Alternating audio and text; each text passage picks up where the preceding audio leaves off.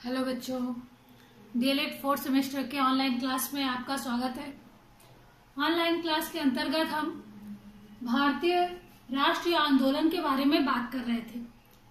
भारतीय राष्ट्रीय आंदोलनों को मुख्य रूप से 3 भागों में बांटा हुआ है। इसके बारे में हम आप लोग को बता रहे थे। इसके अंतर्गत प्रथम, द्वितीय और तृतीय यानी तीनों चरणों के बारे में आपको बताया गया है।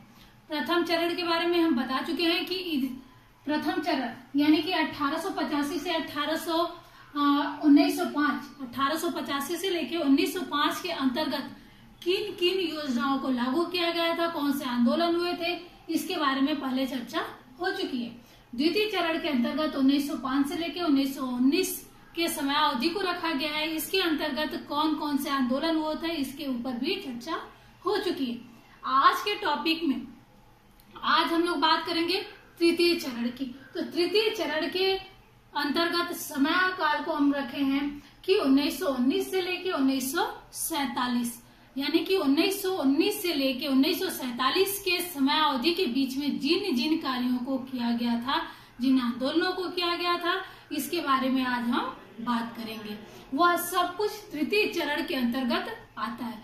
ये तृतीय चरण मुख्य रूप से स्वतंत्रता प्राप्त के ऊपर विशेष है, या फिर ऐसे कहा जाए कि इसका महत्वपूर्ण योगदान है। इस युग को गांधी युग यानी कि 1919 से लेके 1947 के समय अवधि को हम गांधी युग के नाम से भी जानते हैं। गांधी युग के नाम से क्यों जाना जाता है? इसलिए कि इस समय गांधी जी दक्षिण अफ्रीका से वापस अपने वतन लौटे थे, यानी कि भारत आए थे। और उस समय यहाँ पे प्रथम विश्व युद्ध चला था। यहाँ नहीं, मतलब पूरे विश्व में प्रथम विश्व युद्ध चल रहा था। प्रथम विश्व युद्ध के समय इंग्लैंड सरकार की बहुत ज्यादा हद तक इन्होंने मदद की थी।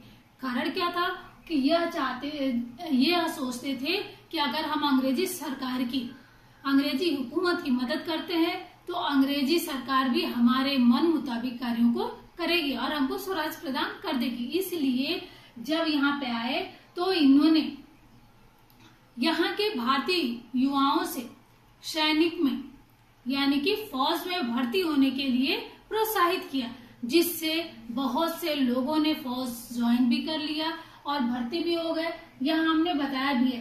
तो इसके कारण जो प्रथम विश्व युद्ध में भारतीय युवक थे वो फौज में भर्ती हो गए, जिसके कारण अंग्रेजी हुकूमत, अंग्रेज सरकार इनसे बहुत ज्यादा खुश हो गई, यानी कि गांधी जी से बहुत खुश हो गई, जिसके लिए इनको कैसरे हिंद की उपाधि प्रदान की गई और महात्मा गांधी का वर्चस्व अंग्रेजी हुकूमत के अंतर्गत बहुत ज्यादा बढ़ गया। ये तो इनके शुरुआती समय, यानी कि जब वो आए तो आते ही तत्कालीन में उन्होंने क्या किया, क्योंकि यहाँ हमने लिखा है 1919 और यहाँ बता रहे हैं 1915 की बात, क्योंकि इस युग में गांधी जी ने जो पहले किया था उस समय को भी हम इसके अंतर्गत रखें।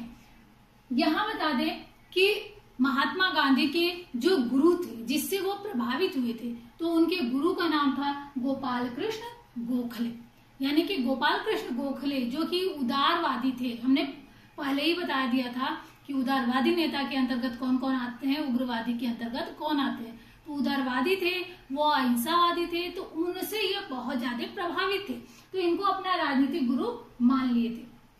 भारत आने के बाद उन्होंने 1915 में अहमदाबाद के नजदीक साबरमती आश्रम, जिसके बारे में आप लोग पढ़े होंगे, साबरमती नदी के किनारे साबरमती आश्रम, जिसको सत्याग्रह आश्रम के नाम से भी हम जानते हैं, उसकी स्थापना किए। इसके अलावा ये खेड़ा 1918 में खेड़ा सत्याग्रह चलाया, जो कि किसानों के लिए किसानों का चलाया जाने वाला प्रथम आंदोलन था। और यहाँ 1917 में बताया जाता है कि चंपारण में जो सत्याग्रह आंदोलन हुआ था, नमक आंदोलन हुआ था, वहां पे कहा जाता है कि रविन्द्रनाथ टैगोर इनसे इतने ज्यादा प्रभावित हुए थे कि इनको महात्मा शब्द से संबोधित किया या उपाधि प्रदान किया, इसलिए हम लोग कहते हैं महात्मा गांधी। तो ये तो इनके बारे में थी। और अब आ जाइए रौलट एक्ट पे। रौलट एक्ट उसी समय काल का यह एक अधिनियम था जो पारित हुआ था। इसके बारे में कहा जाता है कि 1919 में हमारे देश में क्रांतिकारियों का बोलबाला हो गया था, उग्रवादियों का बोलबाला हो गया था, उदारवादियों की स्थिति नॉर्मल हो गई थी, यानी कि उनका बहुत ज्यादा वर्चस्व नहीं था, लेकिन उग्रवादी और उदार क्रांतिकारी विशेष रूप से वर्चस्व अपना बढ़ा रहे थे, जिसके लिए सरकार बहुत ज्यादा क्रोधित हो रही थी, यानी अंग्रेज बहुत ज्यादा क्रोधित हो रही थी। इसलिए उन्होंने केंद्रीय विधान परिषद में न्यायाधीश सर सिडनी रॉलट की अध्यक्षता में एक एक्ट पारित किए, जिसके तहत अंग्रेजी सरकार जिसको चाहे जब चाहे गिरफ्तार कर सकती है, उसको जेलों में बंद कर सकती है। इनके ऊपर कोई मुकदमा नहीं चलाया जा सकता है, इनको बंदी गृहों में बंद रखा जा सकता है। इसलिए यहाँ लिखा भी गया है कि बिना वकील, बिना अपील और बिना दलील का कानून कहा गया था रॉलट एक्ट को। इसके बनाए जाने से हमारे यहाँ जो क्रांतिकारी थे, उग्रवादी थे, इनको बहुत ज्यादा मुश्किलों का सामना करना पड़ गया, क्योंकि अब किसी सबूत की जरूरत नहीं थी। वह बिना सबूत के ही लोगों को गिरफ्तार करने लगे, उनको जेलों में डालने लगे। अब उनकी जमानत भी नहीं हो सकती थी, उनको जो चाहे वो दंड दे सकते थे। यह इसका बनाया हुआ रॉलट एक्ट जो नियम था, अधिनियम था, इसका बनाया गया एक कानून है। किसकी अध्यक्षता में बनाई गई थी? सर सिडनी रॉलट के अध्यक्षता में। कब बनाया गया था? 17 मार्च 1919। इस कानून के लिए जब ये कानून बना तो हमारे देश में आक्रोश फैल गया, क्योंकि अब जगह जगह पे गिरफ्तारियां होने लगी, लोगों को पकड़ा जाने लगा, उनको जेलों में डाल दिया जाने लगा, जिससे हमारे समाज में असंतोष फैलने लगा। पूरी भारतीय जनता एक तरह से कहिए खलबला जाती है। तो ऐसी स्थिति में सब हर जगह, यानी कि पूरे देश में, भारत में जगह जगह पे जुलूस निकाले गए, आंदोलन किए गए, सत्याग्रह किया गया। तो इसी समय महात्मा गांधी ने इसके विरोध में एक सत्याग्रह सभा की स्थापना की, और जिससे वह जगह जगह, यानी कि पूरे भारत में हड़तालें करवाए, जुलूस करवाए। ये तो वो करवा ही रहे थे, लेकिन जो आम जनता थी वह भी कर रही थी। तो इसी कारण अंग्रेजी सरकार इनसे नाखुश हो गई या इनसे नाराज हो गई। तो ऐसी स्थिति में इनकी गिरफ्तारी का वारंट भी जारी कर दिया कि अब गांधी जी कहीं भी दिखे, खासतौर पे दिल्ली में कहीं भी दिखते हैं तो इनको गिरफ्तार कर लिया जाए। यह तो एक नियम था जहां गांधी जी को गिरफ्तार कर लिया गया। तो ये रॉलट एक्ट था। इस रॉलट एक्ट के बारे में अगर प्रश्न पूछा जाता है तो रॉलट एक्ट कब पारित हुआ था? तो 17 मार्च 1919 में। आपके बुक में अलग अलग दिया हुआ है। और यहाँ किसने पारित किया था? तो न्यायाधीश थे सर सिडनी रॉलट ने। इसका बिना वकील, बिना अपील और बिना दलील के कानून भी कहा जाता है। इसको काला कानून के नाम से भी संबोधित किया जाता है। यह था आपका एक प्रश्न बनता है। फिर यहाँ गांधी जी ने सत्याग्रह सभा की स्थापना की, ये भी पता है। अब आ जाइए जलियांवाला बाग हत्याकांड पे। इस हत्याकांड के बारे में बताने की जरूरत नहीं है, हम लोग बचपन से पढ़ते आ रहे हैं, हम जानते भी हैं कि ये कितना निर्मम हत्या वाला एक कांड था, जिसमें कहा तो जाता है कि यहाँ 1000 लोग थे।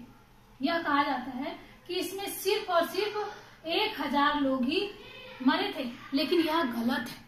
यह बता दें आपको कि इसमें लाशों की गिनती कर पाना संभव नहीं था। यह जलियांवाला बाग हत्याकांड के अंतर्गत था। इसमें कितने लोग घायल हुए थे, कितने लोग मर गए थे, बच्चे थे, बूढ़े थे, महिलाएं थी, सभी लोग थे। और जिसके ऊपर क्रूरता पूर्वक गोली चला दी गई थी, वह भी लगभग, यहाँ तो बताया जाता है कि 10 मिनट भी अगर गोली चलती है तो कितने लोग मरेंगे, वो भी निहत थे। वहां से भागने का भी कोई रास्ता नहीं था। लेकिन आपको पहले हम शुरुआती इसकी बता दें। जब रॉलट एक्ट बना तो इससे हमारे पूरे देश में लगभग हड़तालें होने लगी, जुलूस निकलने लगे, जगह जगह पे बहिष्कार किया जाने लगा। हर तरह से लोग अपने मनों के मुताबिक आंदोलन शुरू कर दिए थे। तो यहाँ अगर हम पंजाब के बारे में बात करें तो पंजाब के 2 मुख्य दो मुख्य नेता थे, वो कौन थे? डॉक्टर किचलू और डॉक्टर सत्यपाल। ये दो बहुत लोकप्रिय नेता थे वहां के, पंजाब के। तो इसी विरोध के कारण इनको एक तरह से कहा जाए गिरफ्तार कर लिया गया। और गिरफ्तार करने के कारण यहाँ लिखे हुए भी है कि 10 अप्रैल को जब इनको गिरफ्तार कर लिया गया था, तो 10 अप्रैल को इनकी गिरफ्तारी के विरोध में एक शांतिपूर्ण तरीके से रोड पे आंदोलन या जुलूस निकाला जा रहा, आंदोलन भी नहीं किया जा रहा था, शांतिपूर्ण तरीके से एक जुलूस निकाला जा रहा था, जिसपे एक पुलिस वाले ने या पुलिस वालों की कुछ टुकड़ियों ने गोली चला दी और वह आंदोलनकारियों को मार डाला।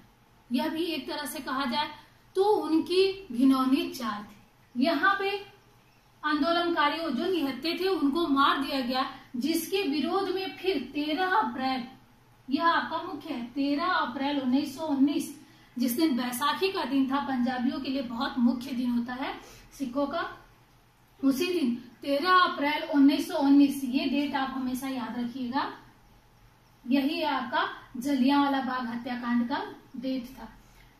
बैसाखी के दिन अमृतसर के जलियांवाले बाग, यह एक चारों तरफ से बाउंड्री बना हुआ था, जिसकी दीवारें बहुत ज्यादा ऊंची थी कि व्यक्ति उसके उस पार नहीं जा सकता था।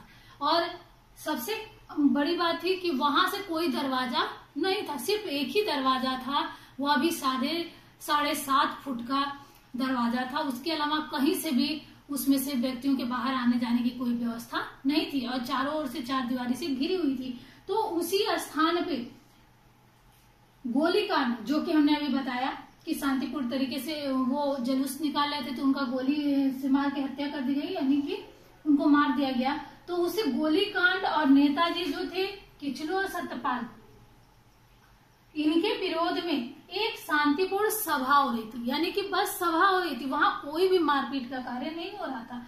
तो उस सभा में जनरल रेजिनाल्ड डायर, जिसको हम जनरल डायर के नाम से जानते हैं, डायर ने बिना कोई सूचना दिए अपने 50 अंग्रेजी सैनिक और 100 भारतीय सैनिकों को ले जाके सारे व्यक्तियों पे, यानी कि जितने भी सभा में व्यक्ति थे, सब पे लगभग 10 मिनट तक गोली चला दी। और इस कारण वहां पे बहुत से सैकड़ों लोग मारे गए, क्योंकि वहां से भागने का, हमने पहले ही बताया, कोई भागने का रास्ता नहीं था, कोई भाग नहीं सकता था और दरवाजा भी एक ही था, इसलिए दरवाजे को उसने पहले ही बंद कर दिया। एक तरह से कहा जाए तो ये क्रूरतापूर्ण निर्मम हत्या थी। जनरल डायर ने ये बहुत ही घिनौनी हत्या की थी, जिससे कि बहुत ज्यादा हमारे देश में आक्रोश फैल गया। इससे जो रविन्द्रनाथ टैगोर है बहुत ज्यादा दुखी हुए, वो अपनी नाइट और सर की उपाधि अंग्रेजी सरकार को वापस कर दिया, क्योंकि वह इसके विरोध में थे। चूंकि वह एक आंदोलनकारी तो थे, लेकिन वह सामान्य उदारवादी थे, उग्रवादी नहीं थे। लेकिन इस घटना के होने के बाद से वह बहुत ज्यादा क्रोधित हुए थे।